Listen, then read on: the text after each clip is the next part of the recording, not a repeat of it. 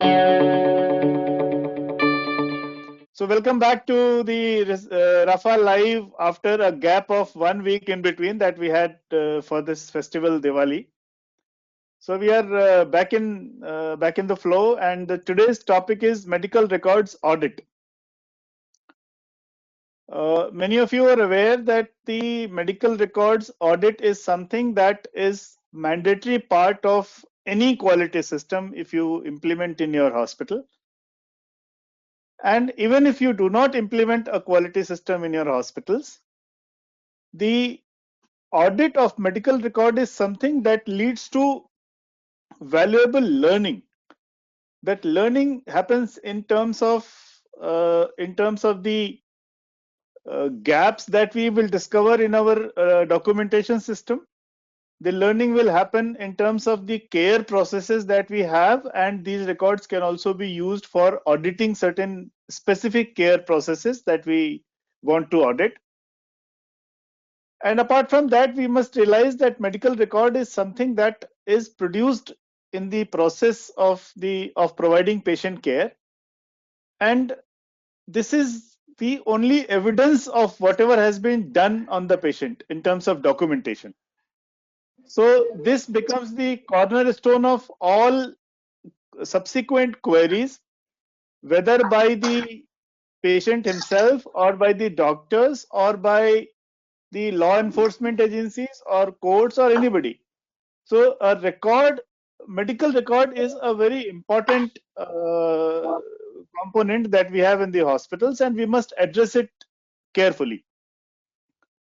So in the medical records, we are only talking about the medical records audit because it is beyond the scope of this presentation to really cover everything that has to do with the medical records.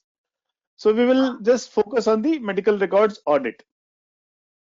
So this is going to be the scheme of presentation, where we will talk about the definitions, certain definitions, and what an audit is, the purpose of doing it, responsibility, the sampling method, the checklists, and the audit report, and finally the corrective action and preventive action.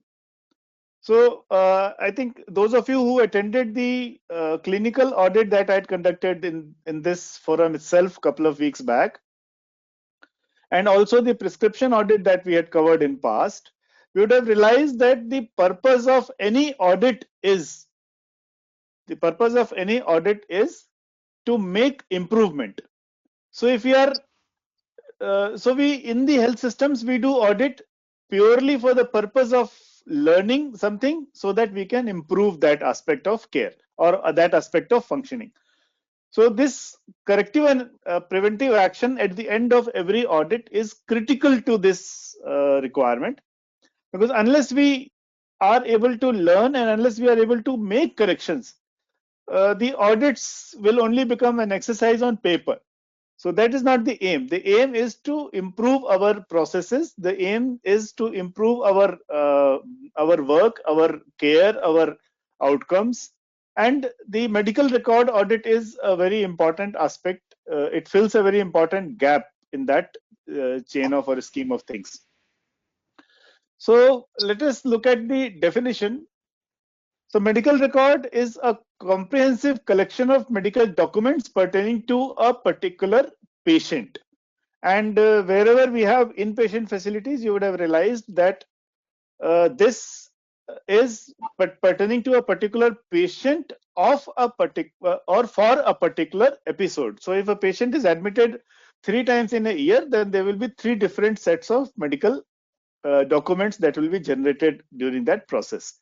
So as part of monitoring and performance improvement activities, the hospitals assess the medical records content and the completeness of medical record. I'm sure all of you who are working in the hospitals or who are involved in the hospital management in some way, you are interested and you are already doing this process of reviewing or examining the medical records so that we make our systems better.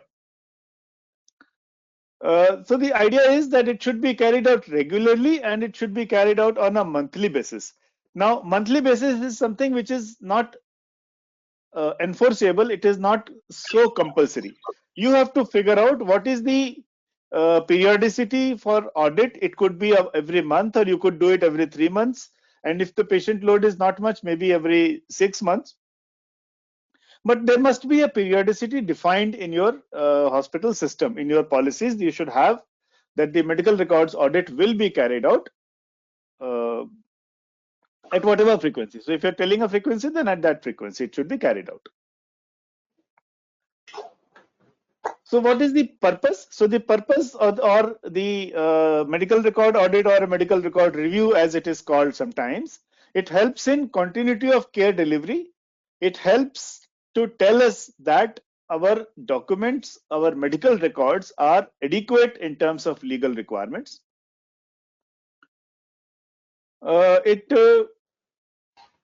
enables us to comply with the statutory norms. There are several statutory norms that are applicable in our care processes. I'm sure many of you are aware. Something like consent. We also are able to see the appropriateness of the medication orders, the tests conducted, the treatments carried out, and whether the documentation of these activities has been done correctly or not. The medical necessity and the appropriateness of hospital admission and the level of care. So these are the areas which in which we derive benefit when we do the medical record review or medical record audit. Further, the variance and outcome monitoring based on the clinical paths or practice guidelines can be done using the records audit. And this is possible when we do a specific audit for a particular diagnosis. For example, we pick up all the patients who suffered the cardiac arrest in the hospital in last 6 months, and then we review, or then we audit their records and find out what was done during the CPR or the code blue activities while the attempt was being made to revive them. Then we can find out if there were any variation in the process, and because of that variation, if there was a gap. So that's the benefit. Then we can also check the timeliness of care delivery. So we can find out in what time frames the patient's review was done, in what time frame the plan of care was made, the initial assessment was completed, what was the frequency of pain assessment and reassessment. So like that, there are many things which are evident from the medical records. And taking action to improve the quality of documentation.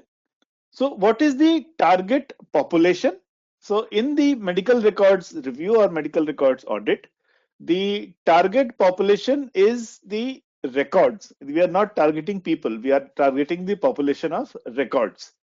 So we are looking at the inpatient records, and these records can be the active patients, that means the patients who are admitted and presently there in the hospital, or it could be the records of those patients who have gone on discharge.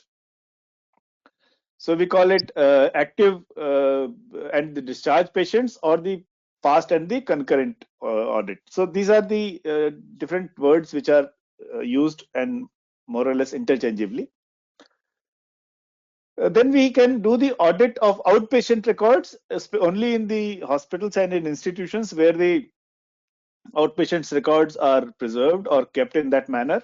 And we can also review for the purpose of other services that the patients may have received. But typically, when a patient receives a particular service, the documents of that service become part of the patient document, inpatient document, unless it happens to be a daycare kind of a procedure where a separate record might get created. So the review process or the review of medical records must be done by the medical staff, the nursing staff, other relevant and authorized healthcare practitioners, and it must have the involvement of the medical records department. So it is not prescribed, it is not compulsory, it is not necessary as to who will do who can do the medical records audit. From a person who has a good experience of having worked in the medical records department or the MRD to a doctor or a nurse. Anybody could do this, provided they understand two things. One is how to do the audit, and secondly, they understand what to audit. So what to check in the medical records. The next issue that we must address, like in any other audit, we must address is the sampling. Finally, we must understand that when an audit is being done, the findings of the audit will be applied to the entire set. So, for example, if we do a clinical audit of laparoscopic cholecystectomy in the hospital, and suppose the hospital has done 100 cases in a period of 6 months, then we have, if we want to find out how did we do, how was the care in terms of clinical protocols and practices, then one option we have is that we take all those 100 patients' records and do the audit. But clearly, this will involve a lot of work, and this will involve a lot of effort, time, energy, all that. So the method is to take a sample. So for 100 record, maybe we will take a sample of 50, 60, whatever is the statistical sample figure that comes using the methods of sampling. So we figure out a sample size and we collect those many samples. Similarly, so before I come to that, so when we collect those many samples, and if the samples have been collected in the complying with the requirements of statistical sampling, that is the sample size and the method of taking a sample, then we can say that the findings of that sample of those 100, out of those 100 total patients of laparoscopic cholecystectomy, the findings of this particular sample are applicable to the entire population. So what we find in maybe 40, 50 patients, we can say that it is also applicable to rest of the 100 patients. This generalization of finding of a particular finding in a small set of patients, or a small set of population, or a small subset of records is called generalizing a specific finding to the rest of the population. So if this sampling has not been done correctly by applying the statistical principles, then we cannot generalize these findings. And that is why it is essential to do the statistical sampling and work out a sample size which is statistically correct, and therefore the audit is conducted on that correct sample size. So this is important because we can't say that we have 3,000 records in a period of 3 months, and we have just tested, or we have just audited 20 records, and we are now saying that in 20 records we found everything was good, so all the records have everything good. This statement is not tenable, it is not acceptable, because the sample size was not in terms of the statistical requirements or statistical methods. So for a population size, we need to see a sample. So now there are various methods of sampling we have, I think, covered in one of the sessions, and possibly we will not have the kind of time and the mandate to do this today. So I'll just leave it at that, that the sample has to be, the organization needs to define the statistical principles of sampling, for example, using a simple random sampling, systematic random, or there are many other methods. So review should be based on the total discharges, including deaths and total indoor patients. So that becomes the population, and then you take a sample. So this is a table that these are the samples that have been calculated. A sample size have been calculated for various population sizes. Now this table I have also shared in the clinical audit and in the prescription audit session earlier too. This is what was given in the NABH 4th edition standards in their guidebook, and this is the sample size which is as per the statistical requirements. So if you have, let us say, 2,000 records, you need to collect 333 samples. To be on a kind of a round figure, we take it as a 340 samples. If you have 5,000 records, then 370. And if you have 3,000 record, take a middle figure. So that will be statistically correct. Now, what are the points or what are the parameters for audit? I mean, what is it that the audit is trying to check? So these are the parameters. The audit will check the timeliness, the accuracy, completeness, legibility, completeness of consent forms, availability of operations or procedure notes, and there can be many other parameters that can be added.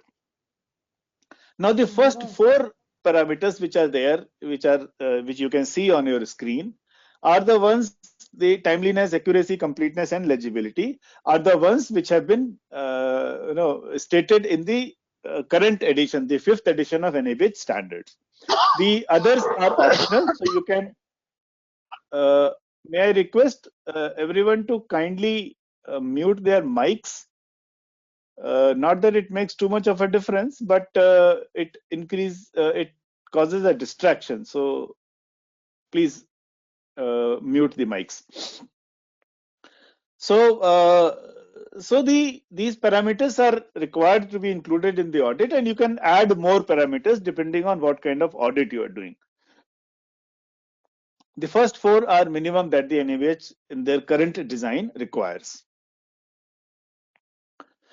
So based on these parameters, these four parameters, we take or we make a data collection sheet. Now, data collection sheet can be a paper. On a paper, you can make a table, or you can have an Excel sheet, or you can follow any other method. That's not the point. The point is that for every patient record, we must say whether this particular requirement was met in that record or not met. So you say yes or we say no. So when we talk of availability, so whether we say that the admission sheet available, yes, general consent available, yes, consent forms available, procedure notes available. So like that, we check all these documents and then say, okay, all the constituent papers of the medical record of this particular patient were available, and then we come to us an answer called yes. Similarly, we see it for timeliness. Similarly, we see it for legibility and for completeness. And like that, we go to the sample size. So if your sample size is 300 or 340 patients, then we go to all 340 patients. Data is summarized or collected on this data collection sheet. Once we have done that, then at the bottom of this sheet, we have to calculate yes and no for each parameter that is there. Now, this is basically a beginning of analysis. So unless we do this summarization of how many in how many records the availability was not an issue, and in how many records the availability was an issue. So yes and no are counted, and then this is used for analysis further. There can be any number of optional or option parameters. It is up to the person and the hospital which is doing the audit. Once we have done this, then we need to figure out, and then we need to write a report. So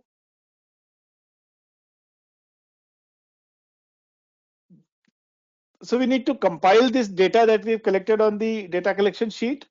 We need to summarize. So summarization is generally done in terms of percentages. So we say that, okay, out of the total sample size that we had, out 340, for example, there were 20 records where the records were not complete. In 65 records, timeliness was an issue. In another 130 records, the problem was the legibility. The many parts of the records were not legible. In so many records, the particular consent forms were missing, or the procedure notes were missing, or certain pages were missing. So like that, the compilation comes, and then we calculate the percentages, which is easy to do, and then we do a Pareto's analysis.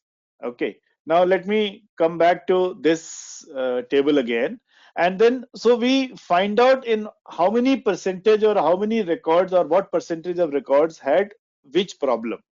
Which means if the availability was an issue, then what was the percentage of records where availability was a problem?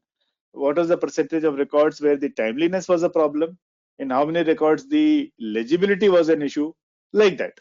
And once we have figured out these percentages, then we put them in the descending order, and we choose out of so many problems that we have discovered in the audit, in how many problems we are ready to do the intervention immediately, and in how many problems the intervention can take place later.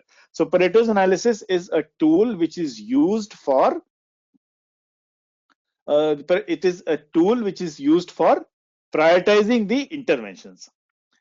This report needs to be discussed with the stakeholders, and the interventions also have to be discussed with the stakeholders, because as you are aware that the medical record in the MRD department or in the MRD is the end result. The patient has already gone from the hospital. Now you find a problem with the record. Now whom will you go back to for correcting the problem? If a particular record is not available or something has not been noted, then you will end up discussing with doctors, with nurses, with other personnel in the hospital as to what actions to take so that in future records this problem does not happen. So this will be discussing the report with the stakeholders, and then everyone needs to agree that this is the intervention we need to do so that we improve these parameters and our audit results are better. It is important to have a formatted audit report, because this audit report serves several purposes. The first purpose it serves is that this is a record of what you have done. So how you have carried out your medical record audit, what detailing have you taken, how much effort, how many records were in the, how many records were in the population, the screening population, what was the sample size, how the sample size was taken, who collected the data, like that. So this report contains all this. So what in this couple of slides I'm going to show what is the format of a audit report. So we need to say have a title for it. So medical record audit for the period January to June 2020. This becomes the title. Then we tell the population size. So we say that we have taken 2000 records, out of which 150 are the sorry, this figure should have been the other way around. So out of 2000, 150 are the active records, which means the patients are still in the hospital, and 1850 or 1850 records are those which are in the MRD. The patients have already been discharged. Then we also write the sampling method and the sample size. So we say that systematic random sampling was the method and total sample size was 340. Then we tell about the data collection. So who collected the data and from what date to what date or during what period the data was collected. Then we describe the methods of analysis and summary benchmarks, give a graphical presentation of the what you found, so you can have the bar charts or the graphs available. And then we make a full list of all the deficiencies that we have found, and possibly we can do a categorization of those deficiencies. So we can say that deficiencies related to the availability, the timeliness, and in that obviously we can say that this timeliness requirement is not met for the procedures done or for the care in the ward, or I mean the categorization can be done in many multiple ways. Then we also need to list the corrective actions that have been identified. The list of deficiencies and the areas of concern. So once we have, let me go back 2 slides. Yes. So once we have found out the corrective actions that will be taken and have done a Pareto's analysis to prioritize as to for which corrective actions or for which interventions will be done on priority and which can wait or which can be done later. So after we have done that, we need to carry out a proper root cause analysis. Unless we do that, we will not know the reasons, and you will find that same deficiency keeps coming back again and again in your subsequent audits as well. So the purpose of doing an audit is to learn and become better tomorrow. Now, we cannot become better unless we know the reason why a particular error is existing in the system or in the documents in the current medical records that we are auditing. So for this reason, we need to do a root cause analysis. And this is a process which has to be done in a specific manner, in a deliberate manner, and in a manner which is which tells you the root cause. Many times you would have seen that the root cause analysis simply blames individuals, that so and so has not done his work properly, or the filing has not been correctly, or the doctors are not writing their notes properly, or the nurses are not writing.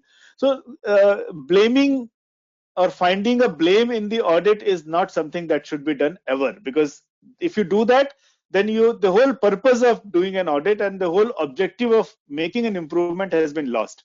What we have found, what we have achieved after blaming somebody is that we have found a person to point finger at, and this person will either be penalized or punished, or something of that sort will happen, and system will continue to be functioning in the same old manner, and you will not achieve any improvement. So therefore, a root cause analysis is basically to find what are the systemic issues, why a particular problem is happening. For example, if you are if you are finding that the investigation reports are not found with the test reports, are not found with the medical records, or they are not being recorded by the doctor or by the person who is responsible for recording on the medical records, it is easy to say that this doctor or this junior doctor is not writing the investigation or test So you reports he should need. have written. Yes, please. Anyone? Okay. I hope I am audible, Revati ma'am. Well, no problem. Okay. So, Yes, sir. so for example, we have found that the test reports are not there in the medical records. So Yes, few sir. reports are missing. Now it is easy to say that so and so has not done the filing correctly, and therefore punish or give him more training, or tell him that to do his work more diligently next time. But if you really analyze and if you really investigate the reason, then you will find that the report did not reach the ward by the time the patient was discharged. Because why? Because the report was lying in the lab or in the imaging department. Why it was lying there? Because somebody was, the report should have come to the ward in a certain time frame that you have decided, the turnaround time or the TAT, and the report did not come in that time frame. So, so here the issue to address will be the implementation of the turnaround time, rather than punishing the person who's making the or who's compiling the patient record. So we need to really find what is the root cause, and this is an important step in the corrective and preventive actions that we need to take, that we are supposed to take. So based on that, we will implement the corrective actions, and once we have figured out what corrective actions will be required, or what corrective actions will be implemented, it is important to present this entire finding, the entire audit, along with the recommended actions, to the quality committee, or whichever committee in your hospital is responsible for the quality work. Typically in a hospital, there is a requirement of a committee for addressing the quality related issues. So this committee then sees the audit report. Now, typically in this committee, you will have very senior people from the hospital, and that is how the senior people will come to know as to that an audit has been done. They will also come to know that there is a corrective action that needs to be taken. They will come to know that the root cause analysis has been done, and root cause analysis has found so and so such and such systemic issue which needs to be addressed.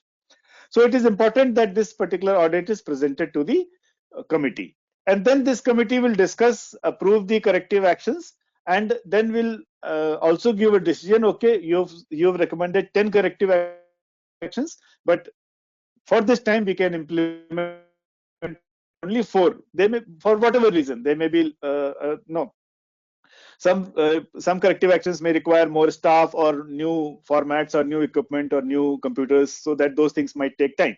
So this is the place where the decisions are taken, and then a timeline needs to be decided as to what will be the timeline within which these corrections will be completed, and then who is the person responsible for taking or completing those corrections. And the final step in every audit, whether it is medical record, clinical audit, or any audit, is to repeat this audit after a certain time to confirm that the corrective action that you have implemented are actually continuing. It is not that you implemented the corrective action, people have implemented for 10 days and then they are back to their old ways.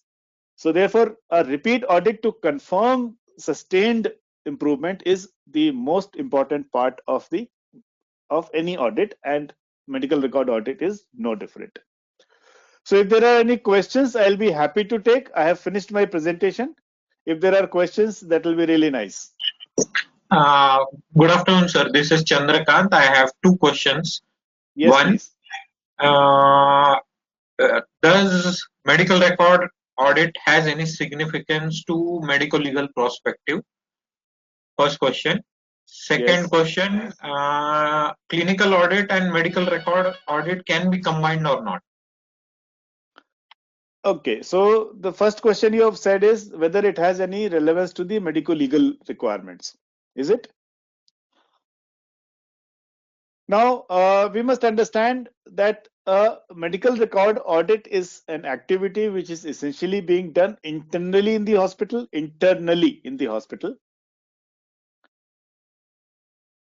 It is being done to ensure that the record is correct. And there is no doubt that if your records are correct, you will be benefited when it comes to medical legal requirements. So yes, indeed, if you're conducting regular medical records audit, the records quality is expected to improve, and a better quality medical record is going to help in the medical legal requirements whenever they come up in the future. The second thing you have said is whether medical record audit can be combined with clinical audit. Well, I don't think it can be done, or rather, I don't think it should be done, because medical record is looking at a total record audit is looking at something totally different. Your clinical audit is looking at your clinical care protocols. If you recollect the parameters that we discussed in this particular medical record audit presentation, there are no clinical parameters being assessed. So what we are assessing here is the documentation requirement, which is different from the clinical audit. So that is the reason why these two audits have to be different. I hope, Chandresh, I have answered your question. Yes, sir. Yes. There is a comment from Revati ma'am. The parameters like timeliness, availability, etc. Should we look into the whole file or a particular parameter like consent or progress notes? Ma'am, my view is that timelines or timeliness is something which is important in the entire document. Okay, but obviously if a patient has stayed in the hospital for 10 days, then you will find that in 10 days medical record is about 100 sheets or maybe 150 sheets big, and it may not be possible. So you can internally decide that the timeliness requirements in the audits are critical to these components of the medical record, and then specifically look at that. Ideally, it should be looked in the entire document, entire record, but you could possibly internally take a decision that these are the critical requirements and this is how we can do.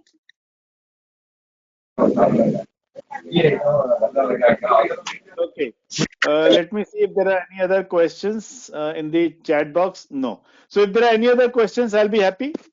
And there are some people who have asked, some participants who have asked the PowerPoint presentation. Yes, that can be shared. There is no problem with that. So those who Sir, want may the I ask a PowerPoint question, sir? presentation, please put your email ID there.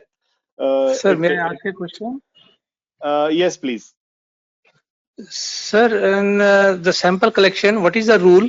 Why only 333 patients are selected out of 2000? What is the criteria for that, So and what this is is the the rule for that? statistical sampling method, and this table that I showed has been taken from the NABH guidebook 4th edition. Okay. Now you could also calculate the statistically correct sample size. It is not binding that you take this table only.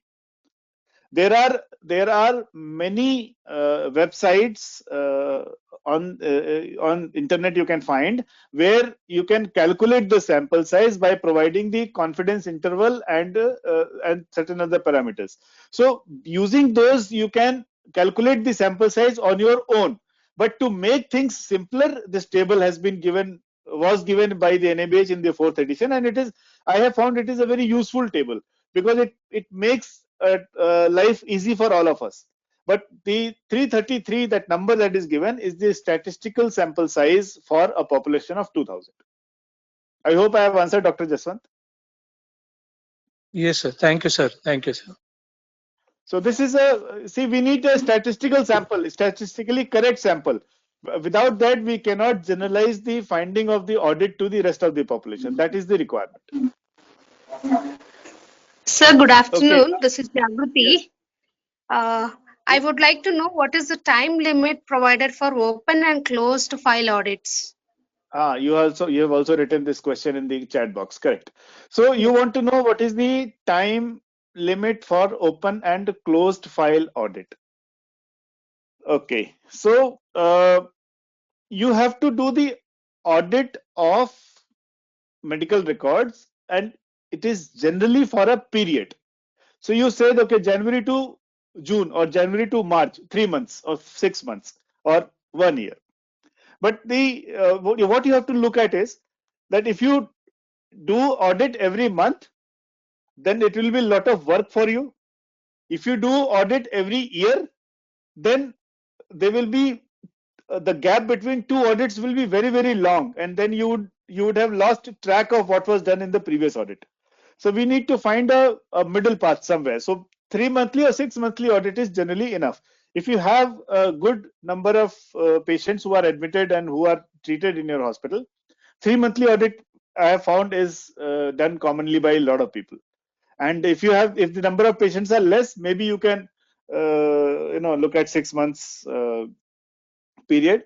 Again, in a hospital which is busy, but if you are auditing something which doesn't happen every day, or which happens infrequently, for example, you might decide to do the medical record audit of all the death cases. Then the number of files may be less in a particular month. So you can say, okay, for this particular audit, you are taking a period of 6 months. So it is not laid down in that sense. If you are looking for a laid down time limit, it is not laid down. Okay, sir. Okay. Dr. Kavita has said, you want the presentation, okay. Who are supposed to be involved in the medical file audit? This is Jagruti's question again. So, madam, as I said, anybody who's conversant with the medical records can do the audit. A clinical audit is typically done by the doctors and the nurses. Mostly by doctors, but if the nurses are trained, then they can also do the clinical audit. But the medical record audit can be done by anybody who understands the process of medical record and who understands the requirements of medical records. So you'll have a medical record person who's possibly been working in your hospital for 3, 4, 5 years. He would have enough experience to do the audit. You need to lay down the parameters. That is important. Okay, sir. Okay. Thank you, sir. Uma Maheshwar has asked, should format of medical record, if possible, suggest the example? I think I gave a standard format for data collection, and I have also given the format for medical record audit report. Mr. Uma Maheshwar, you want something else in addition to this? I have included a format in this, and the presentation, when it comes to you, you will have this. Mr. Madhu has asked, please share the presentation. Yes, please give your email ID, it will come. Okay, what is the difference between open and closed file?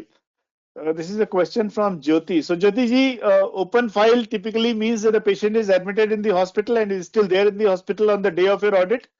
And the closed file means that the patient has gone home and you have taken the file from the medical records.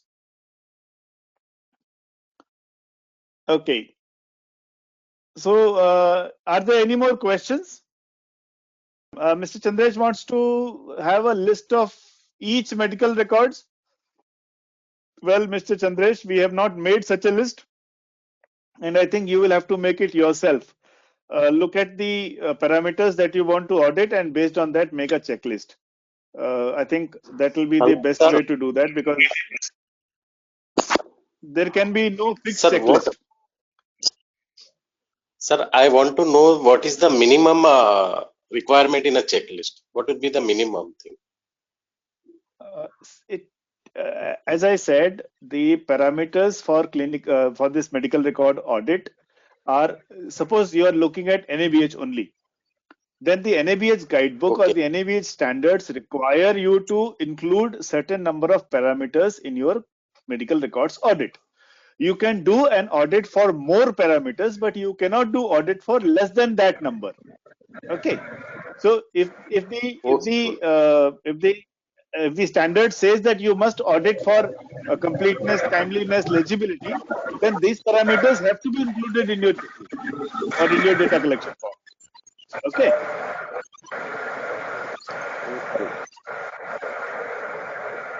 Okay. Jagruti Pura has asked again, in how many days we are supposed to close the MLC case record?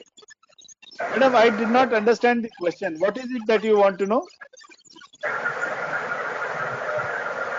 Sir, there is a time period for sending the MLC record after auditing to the medical records. So I just want to know, is it 72 No, no, hours no. or is it 48 hours? There are no hours, madam. The medical record. What is the question? I have not understood. Mr. Jagannath, can you please mute your mic? Yeah. Yes, madam, tell me. Jagruti. Sir, as per NABH 5th edition, one of my colleague had asked this. So they wanted to know within how many days an MLC record have to be sent it to medical records, wherever we preserve our medical records, to the department when we are Medical. supposed to do. The MLC record has to be preserved till such time the case is finalized in the court of law. Okay. Now, Okay, in sir. your hospital, which department is responsible for preserving the MLC documents? Medical records department we have, Correct. MRD. So, so the so the case file of the patient will remain with the ward or with the ICU or with the OT or wherever the patient is till such time the patient is in the hospital. Once the patient is discharged, this file will also be closed and will be sent to the MRD for preserving and keeping in the safe custody. Yes, sir. This you should be sending it like any other patient file. I mean, there is no timeline defined for this. You should be doing Okay. it as quickly as possible. Because it is written in NABH 5th edition very recently, sir. They said that is 72 hours it's supposed to be reached to MRD, whereas the other files Where is as it per written? No. yeah, Which objective element it says like that? You tell me first, because we can't discuss on in theory. There is right, nowhere sir. it says 72 hours is the timeline for a different purpose altogether. It is not for MLC files. Got it, sir. Okay. The Thank you. 72-hour is when a patient writes to the hospital that he wants his own medical records, then 72 hours is the time within which you have to give the medical records to the patient. It's a different Right, story. sir. It's a different thing altogether. Done. So you are Thank you, sir. probably mixing with two things. Okay. Reena Nair ma'am has asked, Dr. Reena has asked for the presentation. Yes, it can be shared. Okay, Jyoti ji, you have asked, can you send the medical records audit checklist? Okay, I have answered this question for Mr. Chandresh few minutes back. I will say again, you need to make your own audit checklist. Okay. This because the audit checklist cannot be standardized. It will depend on your parameters that you are checking or you're auditing on. So if your audit parameters are different, then the checklist might get different. So there can be no standard checklist. I hope that is clear, Jyoti ji. Okay, are there any more questions?